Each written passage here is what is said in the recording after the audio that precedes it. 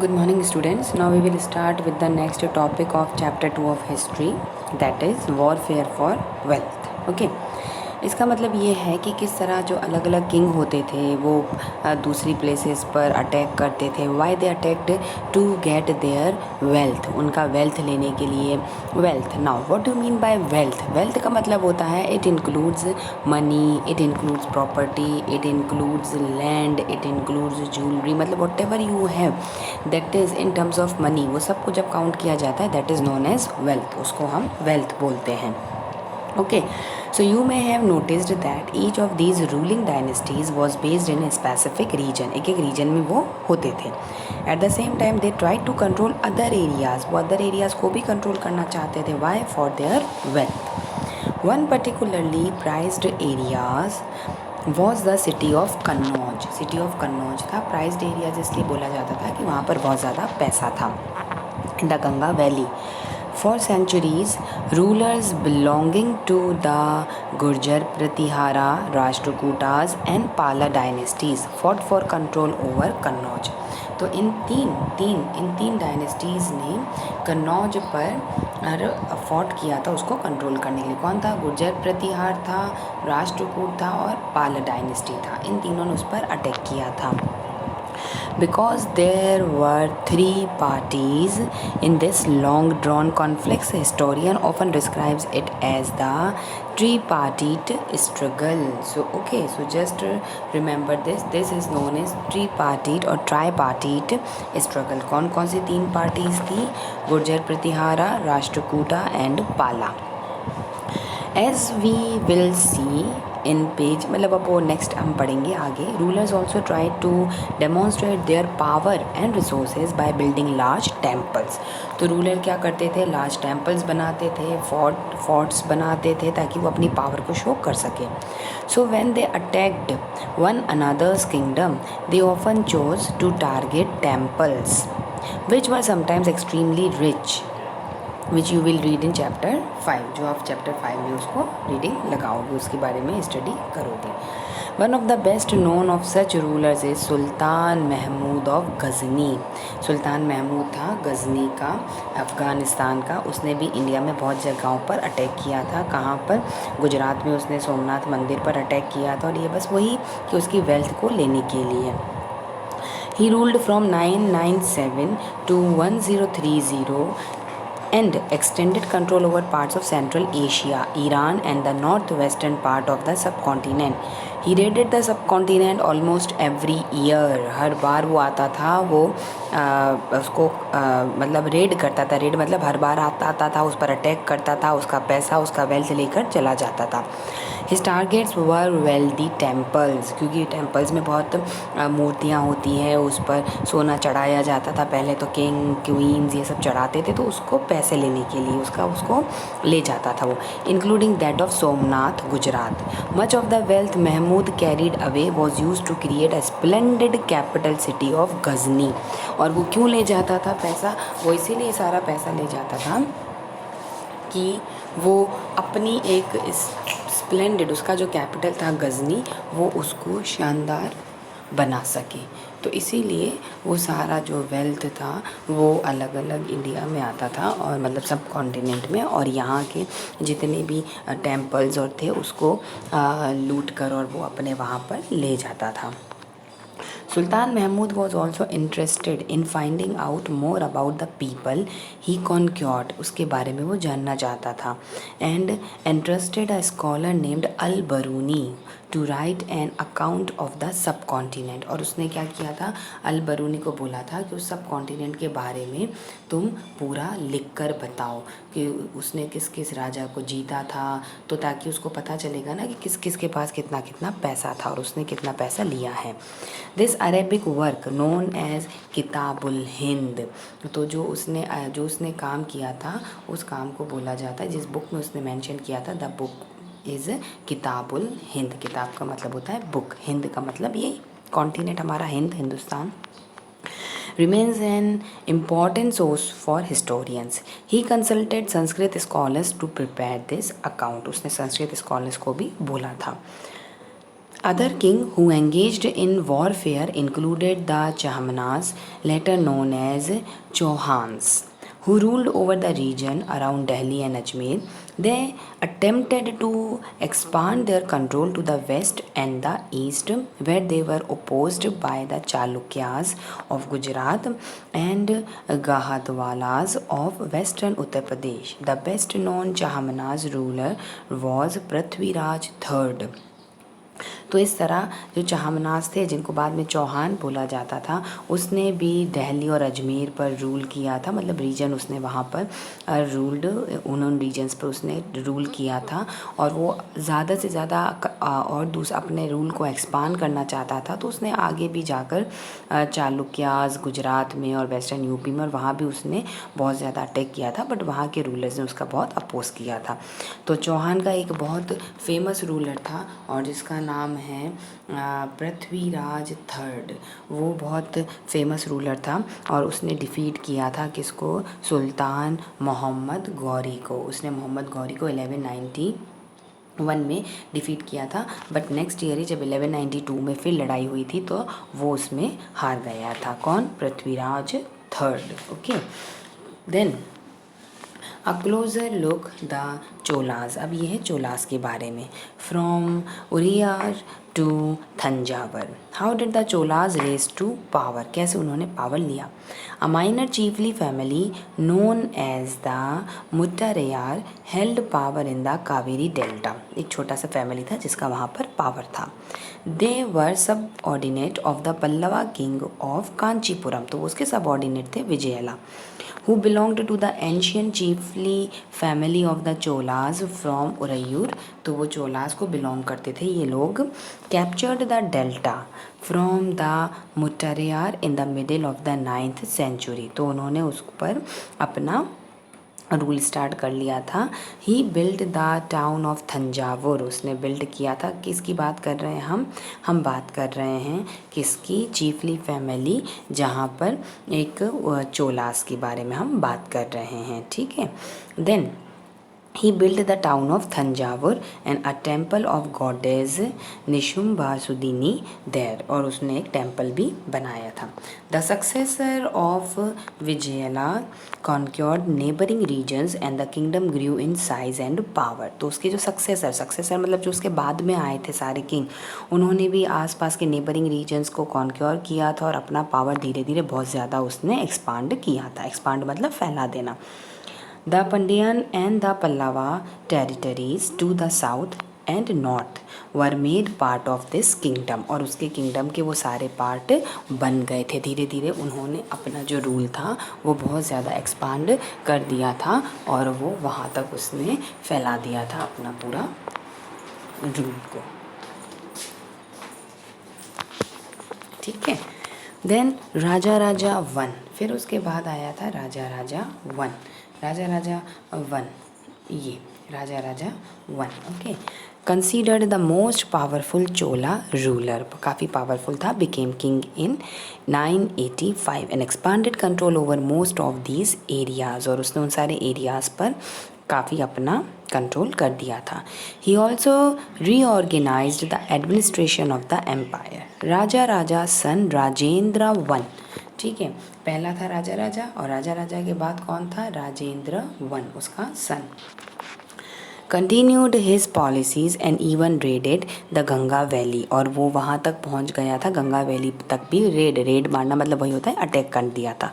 Sri Lanka and countries of south east Asia developing a navy for these expeditions. तो श्रीलंका और उसके जो साउथ ईस्ट की जो एशिया की जो कंट्रीज थी, उन्होंने वहाँ पर क्या कर लिया था? नेवी लगा ली थी, ताकि वो जो राजेंद्र और राजा राजा है ना, वो उनके वहाँ तक ना पहुँच जाए। मतलब इतने पावरफुल वो दोनों किंग थे। Splendid temples and bronze sculpture.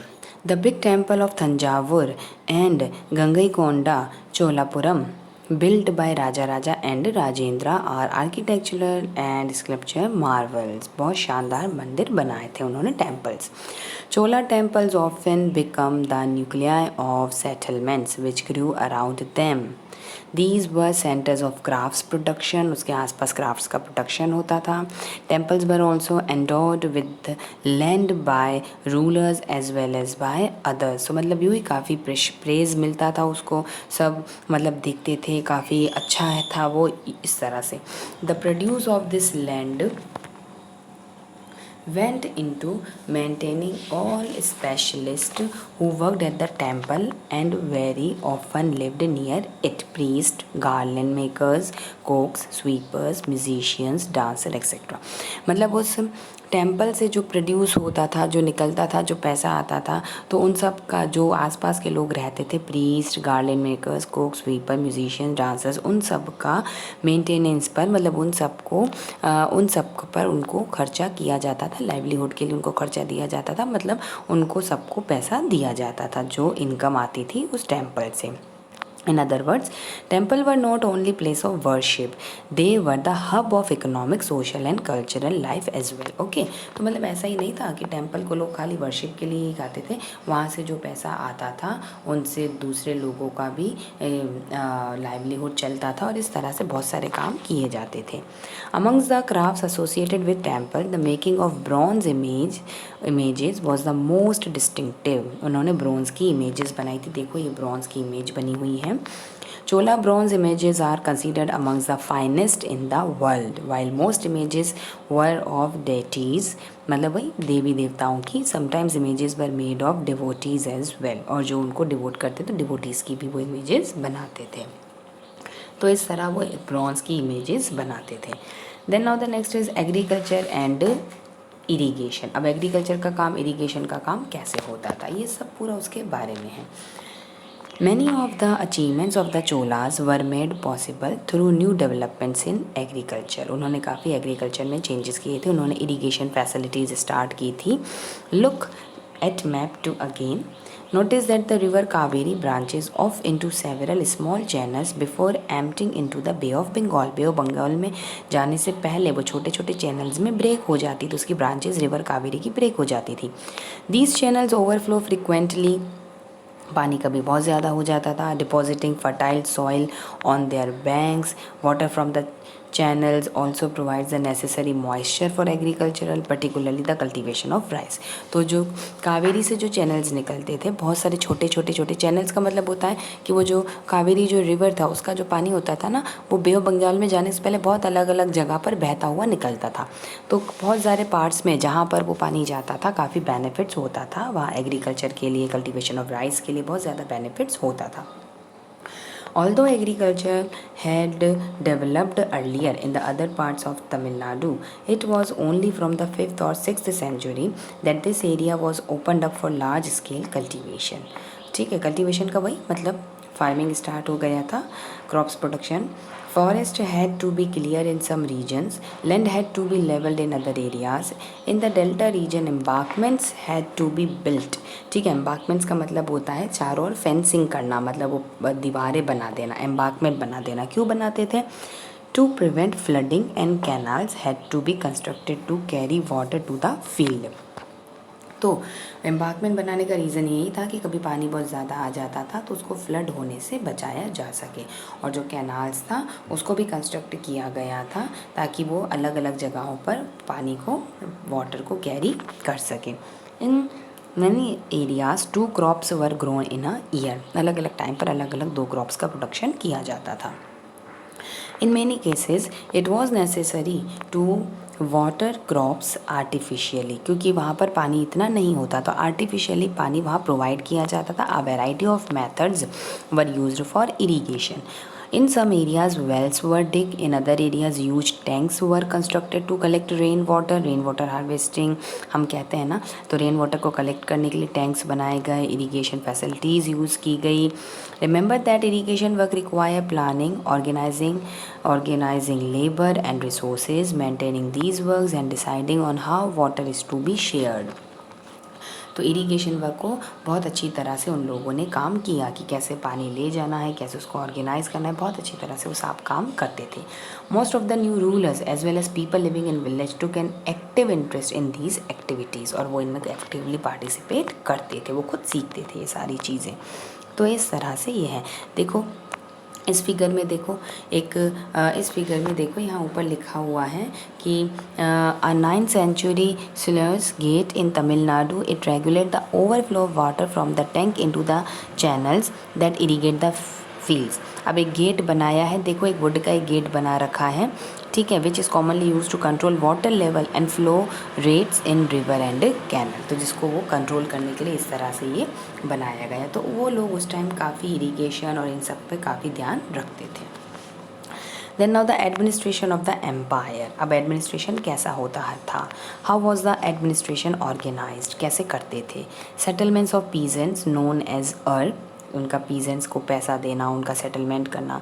Became prosperous with the spread of irrigation agriculture. तो अच्छा इरीगेशन एग्रीकल्चर होने लगा, पैसा जनरेट होने लगा। Groups of such villages formed larger units called Nadu. उसको नाडू, इसे तमिलनाडु हम बोलते हैं ना। The village council and the Nadu performed several administrative functions, including dispensing justice, collecting taxes। तो जस्टिस का काम, जब पंचायत होती थी सरपंच वही लोग होते थे, टैक्स को कलेक्ट करते थे, तो ये सारा काम करते थे। Rich peasants of the Velala caste exercised considerably control over the affairs of the Nadu under the supervision of central Chola government। तो चोला गवर्नमेंट था, तो वो टैक्स को कलेक्ट करते थे। वेलाला कास्ट के जितने भी लोग थे काफ़ी उनको अच्छा माना जाता था, और वो रिच पीजेंट्स थे, काफ़ी पैसे वाले थे, तो वही इस सारा सुपरविजन करते थे। The Chola kings gave some rich land owners titles like, मतलब उन्होंने कई उनको अलग अलग फिर टाइटल भी देते थे, जैसे मुवेंदा वेलान, मतलब वही के peasant serving 3 kings, Araiyar chief etcetera.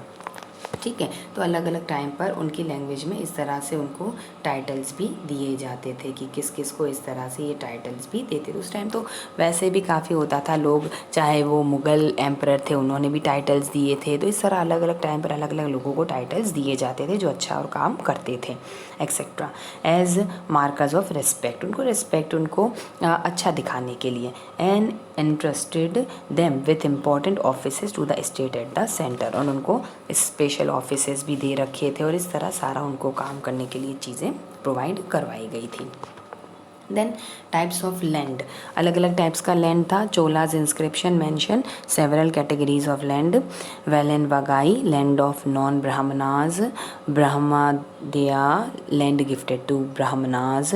शाला भोगा, मतलब स्कूल के लिए शाला, शाला का मतलब ही होता है ना।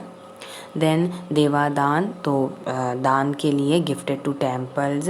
पलिचंदम, then land donated to Jaina institution. तो इस तरह से अलग अलग टाइप्स की लैंड को नाम दिए गए थे कि किस किस तरह से क्या क्या उनको नाम दिए गए थे। तो you just remember all these names also. We have seen that Brahmanas often received land grants, और ब्रह्मेदया उसको ऐसा बोला जाता था। As a result a large number of Brahmana settlements emerged in the Kaveri valleys as in other parts of the south India. Okay, तो इस तरह उनको लैंड गिफ्ट में दिया जाता था।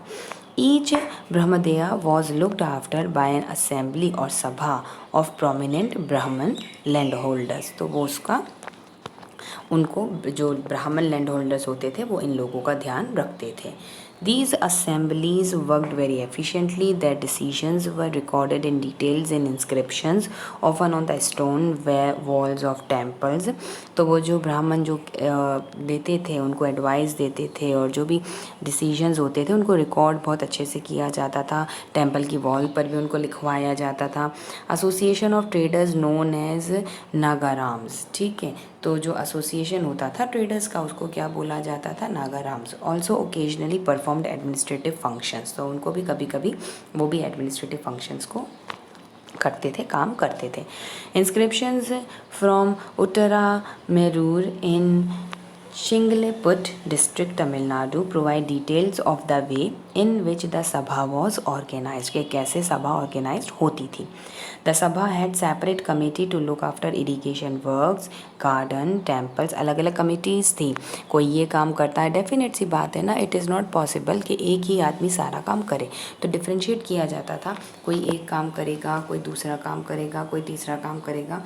तो इस तरह से धीरे धीरे जो सभा होती थी उसमें कमेटी बनाई गई और उसमें अलग अलग काम का डिस्ट्रीब्यूशन किया गया था। Name of those eligible to be members of the committee were written. अब उनको कैसे किया जाता था, तो उनको क्या करते थे, उनका इलेक्शन होता था, तो जो भी पाम लीफ पर उनका नाम लिख लिया जाता था, फिर उनको क्या करते थे, एक पॉट में रख लिया जाता था, फिर एक यंग बॉय को बुलाकर और बोला जाता था कि आप एक नाम का चिट उठाओ। तो इस तरह 1 बाय 1 नाम के चिट उठते थे और इस तरह कमेटी मेंबर्स को डिसाइड किया जाता था। तो पहले इस तरह से होते थे elections type. Okay, then the next is inscriptions and texts. Who could be a member of a sabha? The Uttaramerur inscription lays down कि कौन कौन होगा। All those who wish to become members of the sabha should be. अब उनके पास क्या क्या होना चाहिए, जैसे हम कहते हैं ना कि अगर हमें राष्ट्रपति इलेक्ट होना है तो राष्ट्रपति के लिए हमारे पास क्या क्या हमारे पास उसके लिए कैपेबिलिटीज़ होनी चाहिए, प्राइम मिनिस्टर के लिए क्या क्या कैपेबिलिटीज़ होनी चाहिए, मिनिस्टर बनने के लिए क्या क्या रिक्वायरमेंट्स हैं। तो इसी तरह यहाँ भी होता था कि अगर किसी को सभा का मेंबर बनना है तो उसको क्या क्या चाहिए होता था, क्या क्या चाहिए होता था। They should have their own land, उसके पास ओन लैंड होनी चाहिए, ओन होम होना चाहिए, उसकी एज 35 to 70 ईयर्स होनी चाहिए, उसको वेदास का नॉलेज होना चाहिए, well versed in administrative matters उसको समझ में आने चाहिए। तो ये सब चीज़ें होनी चाहिए। If any one has been a member of any committee in the last 3 years he can not become the member of another committee. ठीक है, अगर कोई एक कमेटी का मेंबर बन जाता था तो फिर उसको अनदर कमेटी का मेंबर भी नहीं बनाया जाता था। Anyone who has not submitted his account and those of his relatives can not contest the election. और अगर उसने अपना कुछ दिया ही नहीं है, अपने बारे में कुछ बताया ही नहीं है, तो फिर वो इलेक्शन में ऐड नहीं हो सकते थे, मतलब वो इलेक्शन में पार्टिसिपेट नहीं कर सकते थे। तो जैसे होता है ना कि इलेक्शन में पार्टिसिपेट करने के लिए आपको फॉर्म फिल करना होता है, तो अगर किसी ने फॉर्म फिल नहीं किया है, किसी ने उसको सबमिट नहीं किया है, तो वो फिर लोग पार्टिसिपेट नहीं कर सकते थे। While inscription tell us about kings and powerful men, here is an excerpt from the Periya Puranam, a 12th century Tamil work which inform us about the lives of ordinary men and women। कि ordinary men और women की life कैसी होती थी उसके बारे में इस पूरे में बताया गया है। On the outskirts of Adanur was a small hamlet of Pulayas, a name used for a social group considered outcast by Brahmanas and Velalas, stood with small huts under old thatches and inhabited by agrarian laborers engaged in manual occupation। मतलब वही वो छोटी छोटी हट में रहते थे और वही पुराना ऑक्यूपेशन करते थे। और किस तरह से then in the thresholds of the hut covered with strips of leather, little chicken moved about in group, dark children who were bracelets of black iron were prancing about carrying little puppies। मतलब इस तरह कि जो ordinary man और women की life कैसी थी उसके बारे में ये पूरा बताया गया है। ठीक है, then the next is China under the Tang dynasty. उस टाइम चाइना में भी टेंग डायनेस्टी था। In China an emperor was establish under the Tang dynasty which remain the in power for about 300 years from the 7th to the 10th century। 300 years तक वो power में रही थी पूरी dynasty. It's capital 11N, उसकी capital का नाम क्या दे रखा है, 11N। ठीक है, इस तरह उसकी कैपिटल का नाम दे रखा है 11N। was one of the largest cities in the world visited by Turks, Iranians, Indians, Japanese and Koreans। The Tang Empire was administered by a bureaucracy recruited through an examination which was open to all who wished to appear for it। तो जो वहाँ पर administration था, मतलब उसको examination के through में पास करना होता था, जो चाहता उसमें वो एग्ज़ाम में बैठ सकता था और अपेयर हो सकता था। This system of selecting officials remained in place with some changes till 1911। तो इस तरह ये चलता रहा था। And now what about India. अब आज हम इंडिया में क्या करते हैं, इंडिया में डेमोक्रेसी है, इंडिया में पर्सनस को हम इलेक्ट करते हैं, तो इस तरह से सारा काम होता है। So this is the whole chapter 2 of history about all the kings, about their kingdoms. ठीक है, तो इस तरह से उनके बारे में ये पूरा चैप्टर था। So now you will also read the whole chapter and ठीक है, and listen the whole video carefully. Okay all of you, have a nice day.